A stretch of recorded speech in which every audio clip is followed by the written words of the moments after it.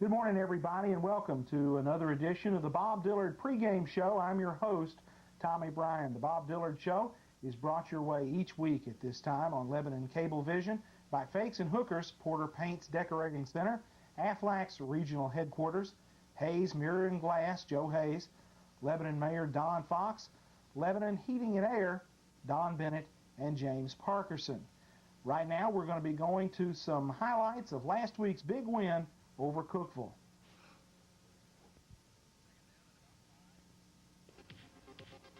Bob, the defense did a great job early. Yeah, they did, Tommy. We feel like the first few plays of the ball game is going to set the tone for how the rest of the game goes, and our defense did a good job hitting them early. We got the safety. They had the free kick, and Joel Griffin goes coast to coast. Right. I looked at Coach Anderson at about this point right here, and I said, he's gone, Coach, and I don't think anybody touched him. Joel's got some speed, and he makes things happen when he gets the football.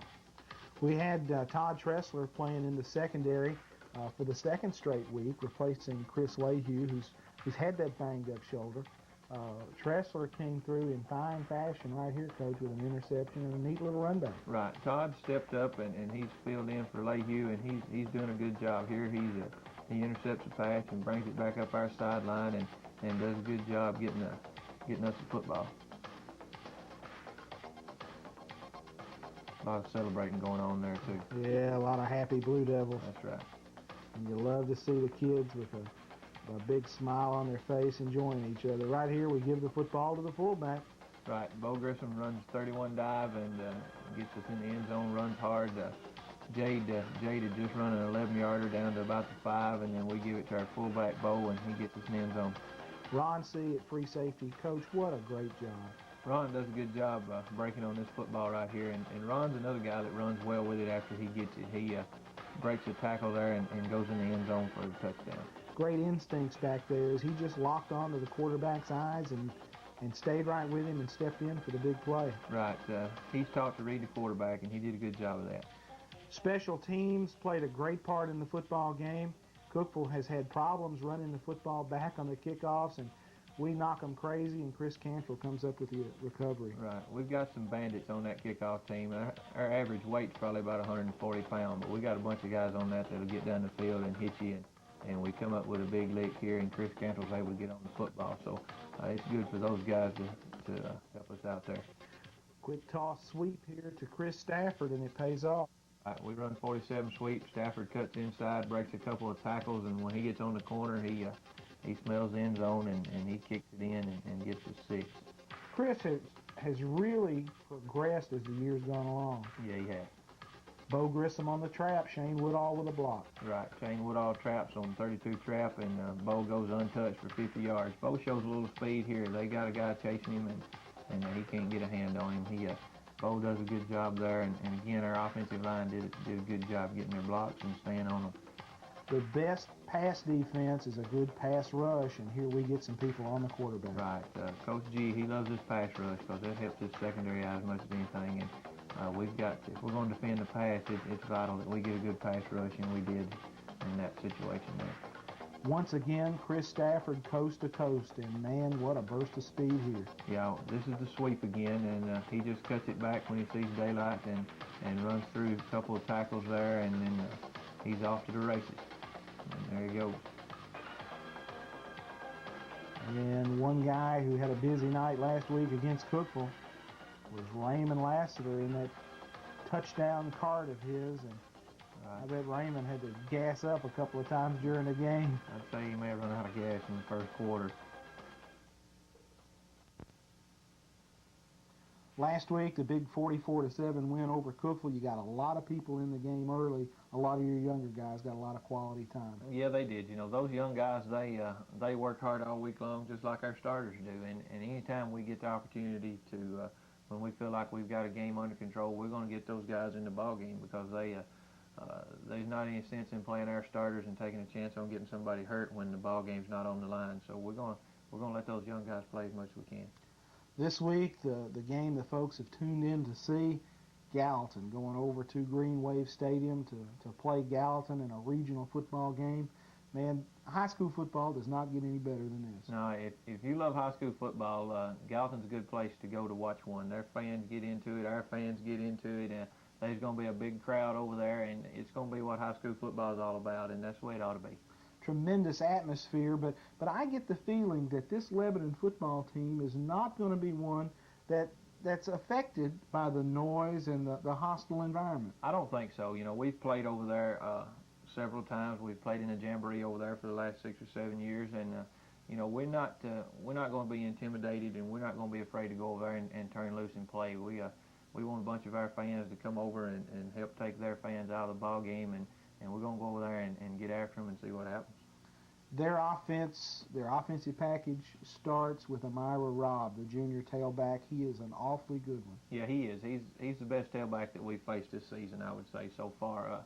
He runs the football well. It looks to me like he sees the field well, or just runs on instinct, because he makes some cuts and spins and moves and things that you can't coach.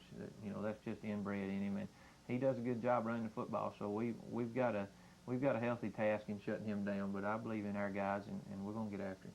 The quarterback, Corey Malone, is a good runner, an adequate passer who might not have the numbers of some other folks, but he triggers that offense and makes things happen for him. Yeah, he does. If you stop Rob, then the next guy they're going to go to is their quarterback. He's a threat to run the football on what we call the ice option, and where he keeps it around the end, and he does a good job running the football, and he's a better than adequate passer. I think he throws it well. His numbers aren't real great, but they haven't had to throw the football very much. But he scares us at quarterback also. Defensively, Gallatin is basically a 50 football team, but they'll jump in a 6 front, they'll jump in a 7 front. I'm sure you guys are going to try to be ready for that. Well, we hope we are. We feel like we have a good idea of when they're going to be in different fronts and what they're going to try to do out of it, and hopefully we'll be able to call our plays according to what we think they're going to do. They like to stay in that 50, but if you get to moving the football on them and you get to threatening down in their territory, they're going to jump in that 60 and 7-1 to try to cause you some problems. Keys to victory against Gallatin, Coach? I think, of course, at any time you go out, you can't turn the football over. You've got to play smart and not have penalties. But a key for us to win this ball game, I think, is that we hold on to the football and that we keep the football on offense as much as possible, because you know, Rob can't hurt us when he's over on the sideline when their defense is on the field. So I think that's important for us. We want to remind everybody that next week they can tune in an hour early at 8 o'clock and watch the Lebanon freshmen play. The 9th grade football team will be here on Lebanon Cable Vision. Tune in next week an hour early for that ball game, and stay tuned as we bring you the replay of last night's Lebanon Gallatin football game. The pregame show has been brought to you by Lebanon Heating and Air, Lebanon Mayor Don Fox, Hayes Mirror and Glass, Aflac's regional headquarters, and Fakes and Hookers Porter Paints Decorating Center.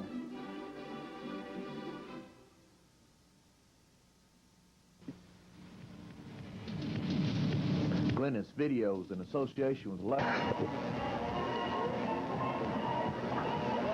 Welcome to Gallatin, as Lebanon will be taking on the Green Wave this evening. It's the grudge match between the two old-time rivals, and it's a big game for second place in the region as both teams come into this ball game 5-1. And we will be back with the play-by-play in just a moment. This broadcast between the Lebanon Blue Devils and the Gallatin Green Wave, both sporting a 5-1 record on the season going into tonight's contest. We're going to go in now to Jerry Wallace, the referee for the coin toss for tonight's game. Okay, fellas, you fellas are the visiting team. Who's going to call the toss? You're going to call the toss, call it while it's in there. If I drop it, I'll toss it again, okay? Heads. Heads it is. Second half. Defer, okay? Lebanon's won the toss. They have chosen to defer to the second half.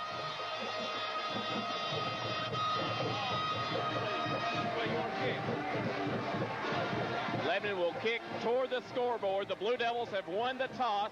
The officiating crew consists of Jerry Wallace, Tom Abbott, the umpire, Johnny Murray, the head linesman, Pat Pack, the line judge, George Barfield, the back judge, Ray Street, ECO. Tommy, it's big here in Gallatin. Thanks, John. Up here in the press box, Tommy Bryan, Terry Stafford, Sam Axley, Dwight Phillips on the camera, Jeff Baud up here keeping all the loose ends together as we try to bring you Lebanon and Gallatin football. A great crowd on hand tonight at Green Wave Stadium. Lebanon and Gallatin, both teams in the thick for a playoff berth out of Region 4 5A. Both teams come in with identical 5-1 records. Lebanon 4-0 in the region, Gallatin 4-1. Their only loss in the region to Riverdale. Lebanon lost the season opener to Columbia. The Blue Devils have rallied and won 5 straight football games. Lebanon kicking off dressed in these solid white uniforms.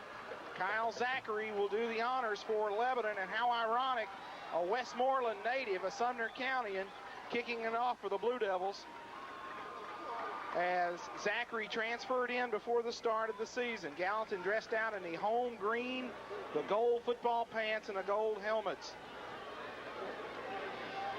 Gallatin is led offensively by the junior tailback, Amira Robb. Deep to return is Jody McMurray, and here with the play-by-play call is Sam Axley. Thank you, Tommy. Zachary is ready to get this crucial ball game underway as McMurtry waits at the 10.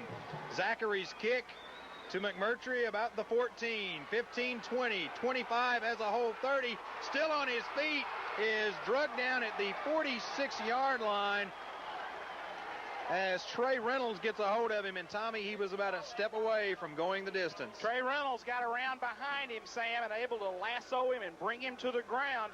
McMurray explosive on offense as well as special teams. Lebanon in the 50 look. Gallatin likes the I formation. And senior quarterback Corey Malone, number 12, will bring his team out to the line. He has an I formation behind him. Robb is the tailback, the man to look for, and they will give it to Robb, who breaks one tackle across the 50 down to the 49 in the arms of Ricky Phillips. And Tommy, he was missed by Jade Sellers, and Jade is irritable. Jade wanted to make that first pop of the football game. Gallatin coming with the second back through. Jeff Gannon across the front. Mark Wilson starting at tackle in place of the injured Ian Crockett. Andy Bowles, the nose man. Alls at a tackle. Trey Reynolds at an end. And Robb is the man to watch. He has almost 900 yards coming into this ball game. He will get the, nope, this time the quarterback Malone is going to run with it. Good job as Phillips stayed with it. Tressler comes up to help as he gets down to the 45, and Tommy, it's going to be third and about 1.5 yards. Corey Malone is Gallatin's second leading rusher, Sam. He's got 331 yards on the ground. The fullback doesn't get the football a lot in this offense. It's a tailback, quarterback offense, and they don't mind letting their quarterback get out on the corner. McMurtry is in as a wingback on the right side. Charles Talley is the wide receiver that side, as they will go straight up the middle to Robb. He has the first down. Moore still on his feet, breaks a tackle. Tressler after him, breaks him, and he will be drugged down at the 6-yard line finally by Jeff Gannon, but a big run on 3rd and short. They run the simple ice play. They run the lead.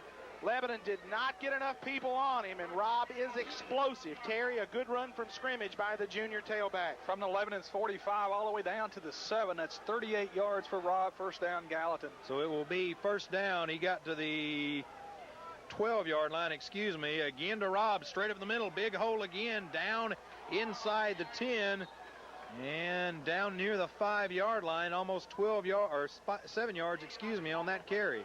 They're running right behind Bernard Rogan, 5'11", 202-pound sophomore fullback. Big, strong kid. They don't get him the football a lot, but he's a great lead blocker. So it will be second down and right at 3. The Green Wave needs to reach the 2 for the first down, 5 for the end zone. Power eye behind the quarterback Malone. He will give it to Robb left side, and he is a man down at his legs as he is tripped up by Ryan Alds. It will be 3rd and